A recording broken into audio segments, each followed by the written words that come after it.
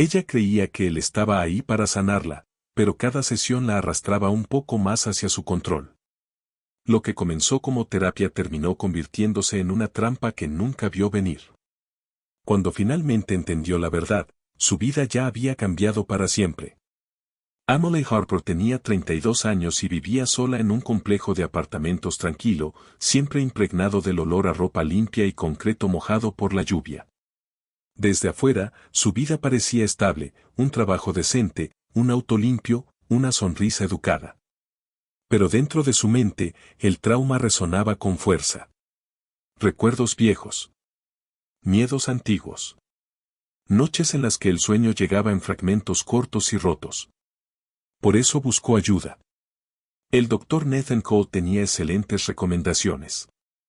Terapeuta licenciado, voz serena, fama de ayudar a sus pacientes a reconstruir sus vidas. Su consultorio estaba en el tercer piso de un edificio profesional en el centro. Luz suave. Colores neutros. Títulos enmarcados alineados en las paredes como pruebas de seguridad. Las primeras sesiones parecían un avance. Emily empezó a dormir mejor.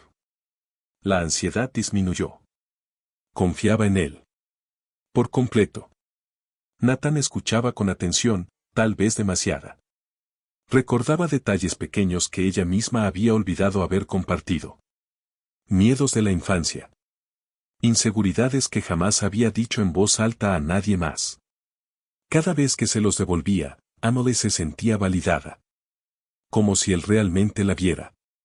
Pero poco a poco, de forma casi imperceptible, el tono cambió. Comenzó a describir sus relaciones como dañinas. A sus amigos como poco confiables. A su familia como emocionalmente insegura. Nunca le dijo directamente que los cortara de su vida.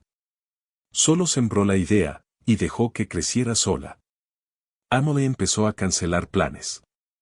A ignorar llamadas. A elegir la terapia por encima de todo.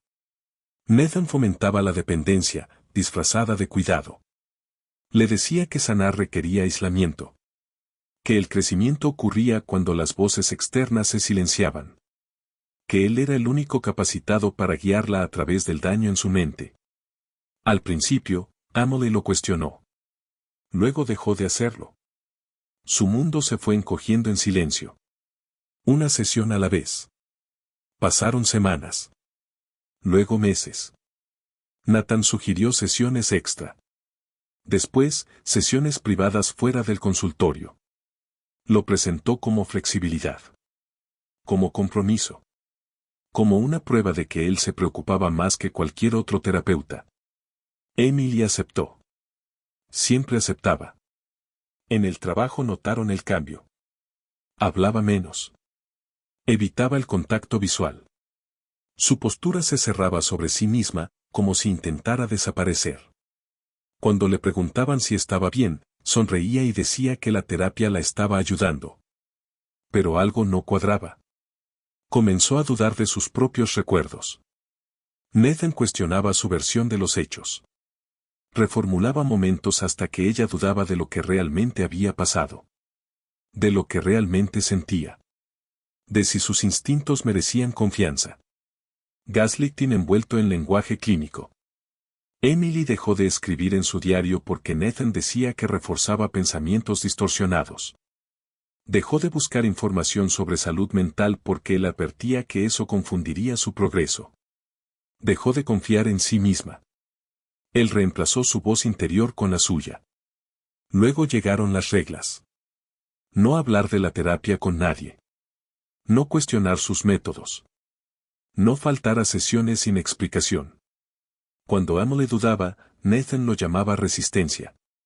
Decía que era su trauma defendiéndose. Miedo disfrazado de sanación. Emily se sentía atrapada, aunque no sabía explicar por qué. La primera señal clara apareció cuando faltó a una sesión por una emergencia laboral. Nathan reaccionó con frialdad. No hubo preocupación. No hubo comprensión. Hubo distancia. Emily entró en pánico. Se disculpó en exceso. Pidió tiempo libre en el trabajo para reprogramar. Prometió que no volvería a pasar. La dinámica de poder se había invertido, y ella ni siquiera notó cuando ocurrió. Pronto, su vida giraba en torno a él. Sus finanzas se tensaron por el aumento en las tarifas. Su desempeño laboral cayó. Su supervisora le dio advertencias. Amelie se culpó a sí misma. Nathan estuvo de acuerdo, decía que ella se estaba saboteando. Le aseguró que solo él la entendía de verdad. Una noche, Amelie buscó su nombre en Internet. No sabía exactamente qué esperaba encontrar. Tal vez tranquilidad. Tal vez una prueba de que estaba a salvo. Encontró silencio. Nada de presencia profesional sólida. Sin publicaciones. Sin reseñas de colegas. Sus credenciales existían, pero los detalles eran escasos, difíciles de verificar. Le incomodó, pero decidió ignorarlo. Luego llegaron las pesadillas. Eran intensas. Dominantes. Siempre terminaban igual, ella incapaz de hablar mientras alguien más decidía su destino. Nathan las describió como progreso. Señales de que su subconsciente estaba cediendo la resistencia. Esa palabra se le quedó grabada. Rendición. Amelie comenzó a grabar las sesiones en secreto con su teléfono. Se dijo a sí misma que era para reflexionar mejor. En el fondo, necesitaba pruebas de lo que estaba ocurriendo. Escucharlas después le revolvía el estómago. El lenguaje. La presión. Las amenazas sutiles disfrazadas de preocupación. Él cuestionaba su autonomía. Cuestionaba su cordura. Aún así, seguía yendo. El miedo a irse era más fuerte que el miedo a quedarse. Una tarde llegó temprano y escuchó voces dentro del consultorio de Nathan. Otra paciente. Una mujer llorando en voz baja. El tono de Nathan era idéntico. Calmo. Tranquilizador. Dirigiendo. Amelie sintió un escalofrío. ¿Cuántas más había? Esa noche escribió a su hermana por primera vez en meses. Redactó un mensaje largo, y lo borró. La voz de Nathan resonaba en su cabeza. Interferencia externa. Sabotaje emocional. No envió nada. La grieta final apareció cuando Nathan le sugirió mudarse más cerca de su consultorio para tener mayor consistencia. Lo presentó como una necesidad terapéutica. Insinuó que su entorno actual era tóxico. Esta vez, Amelie sintió verdadera alarma. No aceptó. Pidió tiempo. La reacción de Nathan fue sutil, pero cortante. Cuestionó su compromiso. Su honestidad. Su deseo de sanar. Insinuó retrocesos. Dijo que sin confianza total, ella se hundiría. Emily salió de la sesión temblando. Esa noche volvió a escuchar las grabaciones. Pero esta vez no como paciente, sino como observadora. Distante. Analítica. Escuchó control. Escuchó manipulación. Escuchó a alguien moldeando su realidad. A la mañana siguiente, Amelie hizo algo que no había hecho en meses. Confiar en sí misma. Contactó a la Junta Estatal de Licencias. Reportó inquietudes. No acusaciones. Solo inquietudes. Pasaron días sin respuesta. Nathan notó el cambio de inmediato. Volvió a ser atento. Cálido. Suave. Prometía avances. El ciclo se reiniciaba. Entonces Amelie recibió un correo. La Junta acusaba recibo de su consulta. Solicitaban documentación. Emily miró su teléfono y comprendió que tenía horas de sesiones grabadas. Pruebas. Pero antes de responder, su teléfono vibró otra vez. Un mensaje de Nathan. Le recordó la confidencialidad. La confianza. Las consecuencias de violar los límites terapéuticos. Emily se quedó paralizada. Él lo sabía. De alguna manera, lo sabía. En ese instante entendió que el peligro era real. Y que irse podía costarle más de lo que quedarse jamás le había costado. El momento en que la investigación cruzó las fronteras estatales, todo cambió. Amelie aún no lo sabía, pero las grabaciones que había entregado ya habían activado una alarma silenciosa dentro de la junta de licencias. No porque fueran escandalosas. No porque hubiera gritos ni amenazas explícitas. Sino porque la manipulación era precisa. Metódica. De manual. Nathan Cole no solo estaba torciendo la ética. Estaba reescribiendo identidades. Los investigadores comenzaron a trazar patrones. Horarios de sesiones. Abandonos repentinos de terapia. Registros financieros. Descubrieron que Amelie no era la primera. Solo fue la que, por fin, dejó pruebas. 3 expacientes habían desaparecido discretamente de los registros terapéuticos activos en los últimos 5 años. Sin notas formales de alta. Sin derivaciones. Solo silencio. Cada una había mostrado un aislamiento repentino antes de desaparecer del seguimiento profesional. Todas se habían mudado más cerca del consultorio de Nathan. Todas habían cortado contacto con sus familias. Todas se habían deteriorado rápidamente. Amelie fue la única que sobrevivió lo suficiente como para cuestionarlo. Cuando las autoridades solicitaron los registros completos de clientes de Nathan, encontraron huecos. Archivos faltantes. Fechas alteradas. Notas de sesión escritas días después de que las citas ocurrieran. Era descuidado. Acelerado. Como si alguien intentara borrar huellas al darse cuenta de que el suelo ya estaba siendo observado. Emily fue reubicada en silencio. Vivienda protegida. Contacto limitado. Sentía miedo, pero también algo nuevo, claridad. Por primera vez en meses, nadie le decía qué pensar. Cuanta más distancia tomaba, más fuerte se volvía su propia voz. Los investigadores la entrevistaron una y otra vez. Y cada vez, Amelie se sentía más firme. Sus recuerdos se afilaban. La niebla se disipaba. Describió el ciclo de dependencia. El retiro emocional. El castigo disfrazado de retroalimentación terapéutica. Los expertos escuchaban y asentían con gravedad. Esto era control coercitivo disfrazado de cuidado. Mientras tanto, Nathan empezó a sentir la presión cerrándose a su alrededor. Canceló sesiones de forma abrupta. Alegó una licencia médica. Luego reapareció bajo el nombre de una nueva consulta. Otro consultorio. Los mismos métodos. Creía que un cambio de imagen lo salvaría. No fue así. Las grabaciones fueron analizadas por psicólogos forenses. Cada una revelaba patrones de lenguaje coherentes con dominación psicológica. Frases repetidas diseñadas para socavar la autonomía. Anclajes emocionales. Condicionamiento a través del miedo. Las propias palabras de Nathan se convirtieron en la jaula que él mismo construyó. La pieza final llegó de forma inesperada. Una expaciente se puso en contacto tras ver un breve aviso sobre la investigación en línea. Se había mudado años atrás. Cambió su nombre. Cortó contacto con todos. Creía que el aislamiento era sanación, porque así se lo había enseñado Nathan. Escuchar la historia de Amelie quebró algo dentro de ella. Compartió diarios. Correos electrónicos. Mensajes de voz. Pruebas de años de manipulación y dependencia. Su evidencia confirmó lo que los investigadores temían. Esto no era negligencia. Era intencional. El arresto ocurrió sin ruido. No hubo enfrentamientos dramáticos. No hubo titulares ese día. Nathan Cole fue detenido al salir de un seminario de educación continua sobre prácticas éticas en terapia. La ironía dolía.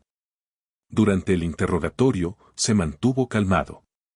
Seguro. Distante. Habló de malentendidos. De innovación. De genialidad incomprendida. Pero las pruebas hablaban más fuerte. Las grabaciones reprodujeron su propia voz desmontando la confianza. Rompiendo límites. Creando miedo a la independencia. Reemplazando la identidad del paciente con su autoridad. Expertos testificaron que sus métodos reflejaban estructuras propias de líderes de culto. La sala del tribunal se sentía pesada mientras las víctimas escuchaban. Amelie permaneció sentada en silencio durante el juicio. No lo miró. No lo necesitaba. La justicia avanzó despacio, pero con firmeza. Nathan perdió su licencia de manera permanente. Luego vinieron los cargos criminales por abuso psicológico, fraude y control coercitivo. Demandas civiles se apilaron detrás del veredicto como fichas de dominó. Fue sentenciado no solo a prisión, sino a un borrado profesional de por vida. Aquello que más valoraba, autoridad, influencia, acceso a mentes vulnerables, desapareció. Amelie no celebró. Sanar no se sentía como una victoria. Se sentía como recuperar un terreno que le habían robado. Meses después comenzó una terapia real. Con transparencia. Con límites claros. Con su consentimiento respetado en cada paso. El progreso era más lento, pero auténtico. Reconstruyó relaciones. Regresó al trabajo. Aprendió a confiar otra vez en sus instintos. La voz dentro de ella se hizo más fuerte. A veces aún escuchaba las grabaciones. No para revivir el miedo, sino para recordar lo lejos que había llegado. Nathan permanecía solo en una celda hecha de consecuencias. Sin público. Sin influencia. Sin nadie a quien moldear o controlar. Solo silencio. Y ese silencio hizo lo que la falsa terapia jamás pudo. Lo obligó a enfrentarse a sí mismo. Una tarde, Amelie estaba de pie en el balcón de su apartamento observando cómo las luces de la ciudad se encendían una a una. La vida avanzando. Ajena a la oscuridad que casi la reclamó. Respiró hondo. Por primera vez en mucho tiempo, sus pensamientos le pertenecían. Y el poder que él le robó, nunca volvió a encontrar el camino de regreso a sus manos. La verdad no explotó de golpe. Se filtró lentamente, como veneno a través de un vidrio agrietado. Las grabaciones que Amelie entregó se volvieron imposibles de ignorar. Cada sesión repetía el mismo patrón, calma tranquilizadora seguida de un desmantelamiento silencioso. Validación que daba paso al control. Lenguaje de sanación usado como correa. Los investigadores entendieron que no se trataba de un error. Era un sistema. A medida que el caso se expandía, Amelie quedó bajo protección especial. Su teléfono fue monitoreado. Su ubicación, resguardada. Por primera vez, el miedo que sentía no era producto de su mente. Era real. Y estaba confirmado. Nathan Cole lo percibió de inmediato. Comenzó a llamar a antiguas pacientes. A comprobar lealtades. A reforzar la dependencia. Presentó la investigación como un ataque externo, un intento de destruir todo lo que él había construido. Algunas le creyeron. Una estuvo a punto de desaparecer otra vez. Ese fue el punto de quiebre. Las autoridades aceleraron cada movimiento. Durante un interrogatorio, una expaciente se quebró. Contó cómo Nathan la convenció de que el mundo era peligroso sin él. Cómo reemplazó su voz interior. Cómo estuvo a nada de cederle un poder legal completo porque él lo llamaba confianza terapéutica. Esa confesión lo cambió todo. Esto no era terapia poco ética. Era encarcelamiento psicológico. El arresto ocurrió al amanecer. Nathan permaneció sereno cuando las esposas se cerraron sobre sus muñecas. Sin resistencia. Sin emoción. Su expresión era segura, casi aburrida, como si creyera que también superaría esta prueba. Se equivocaba. Durante el juicio, la sala se sentía asfixiante. Amelie declaró sin mirarlo. Su voz tembló una sola vez, y luego se afirmó. Explicó cómo su mundo se había reducido hasta que él se convirtió en el centro. Como el miedo a perderlo se sentía como quedarse sin aire. Después hablaron los expertos. Uno por uno, desmenuzaron sus técnicas con precisión quirúrgica. El jurado observó cómo el lenguaje de sanación se traducía en tácticas de control, dependencia, aislamiento, distorsión de la realidad. Fue entonces cuando Nathan perdió la calma. No cuando lo acusaron. sino cuando su autoridad fue arrancada en público. Licencia revocada. Práctica disuelta. Su nombre ligado para siempre al abuso disfrazado de cuidado. La sentencia fue dura, pero justa. Prisión. Prohibición profesional de por vida. Evaluaciones psicológicas obligatorias bajo el mismo sistema que él había manipulado. Emily no sintió alegría al verlo caer. Sintió alivio. La sanación llegó después, lentamente. Sanación real. De la que no apura ni controla. De la que permite elegir. Aprendió cómo le habían quitado el poder sin que lo notara. Y cómo la fuerza regresó en el instante en que volvió a confiar en sí misma. Nathan ahora estaba solo. Sin público. Sin influencia. Sin mentes vulnerables que moldear. Solo silencio y consecuencias. Una noche, Emily estaba de pie bajo la lluvia mientras las gotas golpeaban suavemente la ciudad. Se sentía anclada. Presente. Libre. Algunas heridas nunca desaparecen del todo. Pero el control perdió su dominio. Y el hombre que convirtió la sanación en un arma aprendió demasiado tarde que la verdad no puede manipularse para siempre.